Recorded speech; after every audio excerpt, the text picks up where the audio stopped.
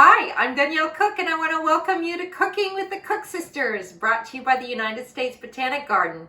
We're very happy to be with you regularly to offer online cooking demonstrations and home garden tips.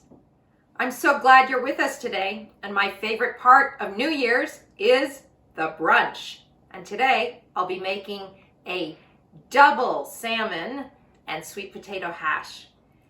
And we'll check in with the other cook sister, Adrienne, in her garden, where she's going to, you guessed it, share some garden tips. So let's get started.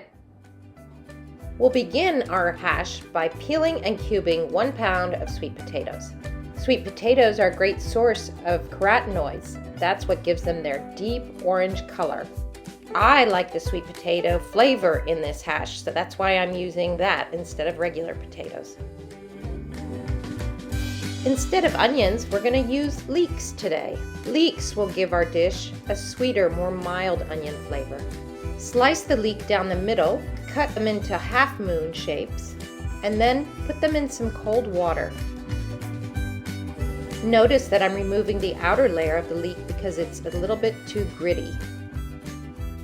I'm only going to use the very pale green and white parts of the leeks. A minute or two in cold water will help remove any additional grit, and then strain them and set aside. Red pepper is next, and I'm going to use a half of a very large pepper today. You could also use an orange or yellow pepper. With a good sharp kitchen knife, I'm removing the skin of the fresh salmon. Slide the knife close to the skin and then hold the skin taut as you run the knife between the skin and the flesh. And then cut the fresh salmon into 1/2-inch cubes. Remember, this is double salmon hash. We'll be using fresh salmon and smoked salmon. I have some nice thyme from my garden that's been drying for a few days. By gently squeezing the bundle, the leaves will come off very easily. I'll pick out any residual little stems, and I'll do the same for my garden-grown sage. Now let's get cooking. Begin by melting 2 tablespoons of butter. Add your leeks. Then add the peppers, potatoes, and thyme. I'm also going to give it a pinch of salt and then cover it and let it cook for about 8 minutes until the potatoes are softening. After 4 or 5 minutes, give it a stir.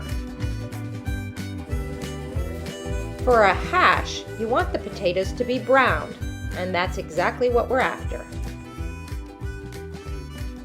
Our hash is browned up nicely, and now it's time to add the fresh salmon. It's also time to add some sage and the maple syrup. Together, the maple syrup and sweet potato create a real depth to this dish. Regular potatoes will not have the same effect. You really want the flavor and the texture of sweet potatoes. The fresh salmon will be cooked in just a couple of minutes, and then we add our smoked salmon. Finish off your hash with some chopped scallions or some snipped chives.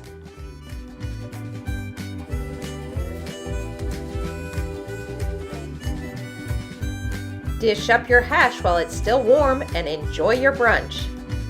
And full disclosure, my favorite way to serve this is with a poached egg on top.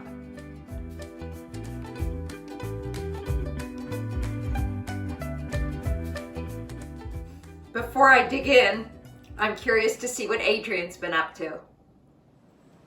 Hi, I'm Adrienne. Welcome to my garden. We've got chores galore to be done, especially after the ice storm, and a lot of them I'm behind on, so let's get started. We shut the water off to the spigot, but bringing in the hoses and the watering supplies is just as important. The first step is to disconnect the hose from the spigot. The hub for my irrigation system is a heavy-duty 5-way faucet adapter. Even though it's made of metal, freezing and thawing can rupture the connections, rendering it unusable for the following year. Just as important is removing the plastic adapters that I use to fasten the hoses to the hub.